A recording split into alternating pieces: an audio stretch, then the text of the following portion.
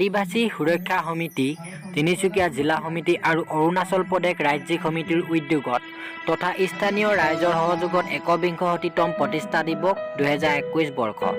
স্থান কৈলাশপুৰ মধ্য ইংৰাজী বিদ্যালয়, খেলপথাৰ।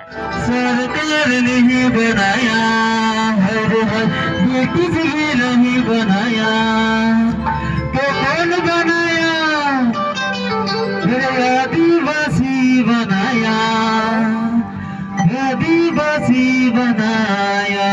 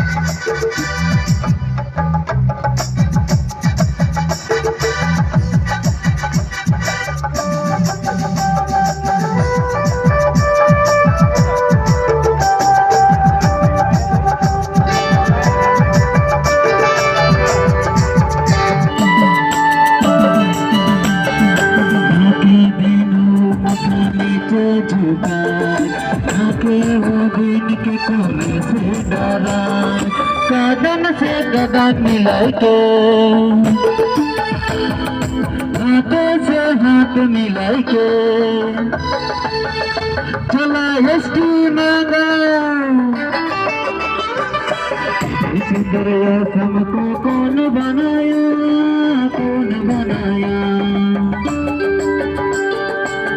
इस दरिया हमको कौन बनाया कौन बनाया सरकार नहीं बनाया।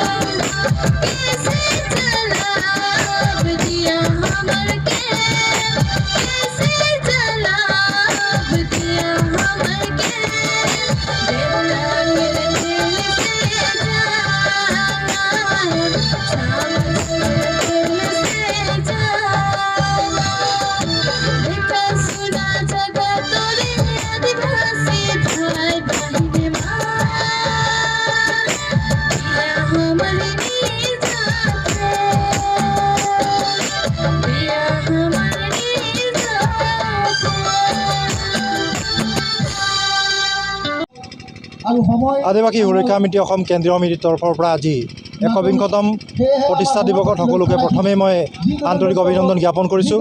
আৰু আজি আমি প্ৰতিষ্ঠা দিৱসত সংকল্পবদ্ধ হৈছোঁ যে বিগত সময়ত ৭৭-৭৫টা বছৰে আদিবাসী জনগোষ্ঠীৰ উন্নতি নহ'ল।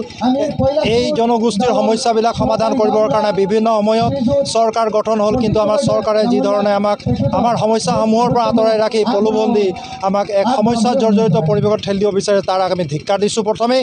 আৰু আমি অনাগত দিনত এই চৰকাৰক এই ৰাজনৈতিক মঞ্চৰ পৰা খেদাই পঠাবৰ কাৰণে আমি বৃহৎ পৰিকল্পনা কৰিছোঁ।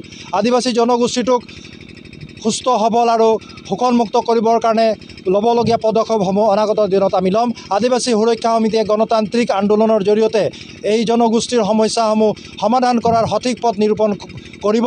গতিকে আমি চৰকাৰক সকীয়াই দিব বিচাৰিছোঁ, বিগত সময়ত কংগ্ৰেছ AGP দলে যেনেকৈ ঠগিলে ঠিক তেনেকৈ BJP দলেও আমাক ঠগি ৰাখিছে। গতিকে আজিৰ তাৰিখত আদিবাসীসকল অন্ধ হৈ থকা নাই, আমাৰ চকু মেল খাইছে। গতিকে অনাগত নিৰ্বাচনত আমি ইয়াৰ জবাব দিবলৈ বাধ্য হ'ম। আৰু ইয়াৰ ইয়াৰ লগে লগে আমি আৰু এটা কথা সকলো ৰাইজৰ জ্ঞাতৰে জনাই থ'ব বিচাৰিছোঁ, অসম আৰু অসমীয়াৰ স্বাৰ্থত আমি ঐক্যবদ্ধভাৱে সংগ্ৰাম চলাই যাবৰ কাৰণে কিন্তু আদিবাসী সুৰক্ষা সমিতিয়ে এই মুহূৰ্তত অন্ততঃ অন্যান্য জাতি জনগোষ্ঠীৰ দল সংগঠনক আহ্বান জনাইছোঁ। ধন্যবাদ। গতিকে আমি চৰকাৰকো দৃঢ়তাৰে জনাই দিব বিচাৰোঁ, এই বিজেপি চৰকাৰখনক, এই ফেঞ্চিবাদী চৰকাৰখনক আমাৰ আদিবাসী ৰাইজক লৈ হেতালি খেলা বন্ধ কৰক আৰু তেখেতলোকে আমাৰ যি মূল দাবীসমূহ আছে এই দাবীসমূহ পূৰণ কৰাত তেখেতলোকে হাতত লওক। কেৱল সৰু সুৰা টোপ দি কিনি আমাক যি সৰু সুৰা এই ৩,০০০-৫,০০০ টকা টোপ দি কিনি ৰাইজক যেনেধৰণৰ টোপ দি কিনি পলুপ দেখাই আছে, ই কিন্তু সঁচাকৈ আমি দৃঢ়তা আৰু লজ্জাজনক, ইয়াক আমি দৃঢ়তাৰে ঘৃণা কৰিছোঁ। কাৰণ আমাৰ সমস্যাবোৰ কাৰণে আমি ৩৫১ টকা যি চাহ শ্ৰমিকৰ দাবী, এই দাবী আমি বিগত দিনৰ পৰাই চলাই আহিছোঁ। আজি যদি আমি সদ্যহতে ক'বলৈ বিচাৰোঁ ১৬১ টকাত আজি আমাৰ চাহ শ্ৰমিকসকলে যি বাগানত ২৪ ঘণ্টা ১২ ঘণ্টা কাম কৰি কিনি ১৬১ টকা যি দৰমহা পায়, হাজিৰা পায়, এদিনৰ হাজিৰা, এই হাজিৰাই ঘৰ চলাটো জানো সম্ভৱ? আৰু গতিকে আমি চৰকাৰকো আমি দৃঢ়তাৰে আহ্বান জনাব বিচাৰোঁ, তেখেতলোকক আমাৰ চাহ শ্ৰমিক লোকসকলৰ প্ৰতি অলপ হ'লেও দৰ্দি দেখুৱাওক আৰু আমাৰ যি দাবী এই ৩৫১ টকা হাজিৰা আৰু তেখেতলোকে যি বসবাস কৰি থকা যি ভূমি, এই ভূমিৰ ম্যাদী পাট্টা তেখেতলোকে অতি শীঘ্ৰে ব্যৱস্থা কৰক। অন্যথা আমি এই চৰকাৰখনক যে উফৰাই পেলাম, এই কথাও আমি স্পষ্টভাৱে কৈ দিব বিচাৰিছোঁ। লগতে আমি আৰু এটা দাবী জনাব বিচাৰোঁ, আজি যিসমূহ সৰু সৰু ক্ষুদ্ৰ চাহ খেতিয়ক আছে, সৰু সৰু যিবোৰ ক্ষুদ্ৰ চাহ খেতি আছে, এই খেতিয়কসকলক আৰু এইবোৰত কাম বন কৰা যিসকল চাহ শ্ৰমিক, আজি এই কৈলাশপুৰবাসী ৰাইজে ইয়াত কোনো ধৰণৰ বাগান, তেনেকুৱা কোম্পানী বাগান নথকাৰ কাৰণে সৰু সৰু চাহ বাগানবোৰতে কাম বন কৰি চলি থাকে। তেখেতলোকৰো এটা নিৰ্ধাৰিত মজুৰি নিৰ্ধাৰণ কৰিবৰ বাবেও আমি দাবী জনাইছোঁ। আজি ৩৫১ টকা যদি চাহ বাগিচাত কাম কৰা কৰ্মৰত শ্ৰমিকসকলক দিব পৰা যায়, তেতিয়াহ'লে এই সৰু সৰু চাহ বাগানত কাম কৰা আমাৰ যিসকল শ্ৰমিক, তেখেতলোককো ৩৫১ টকা হাজিৰা দিয়াটো দিব লাগিব। এইটো আমি দৃঢ়তাৰে দাবী জনাব বিচাৰোঁ। ধন্যবাদ।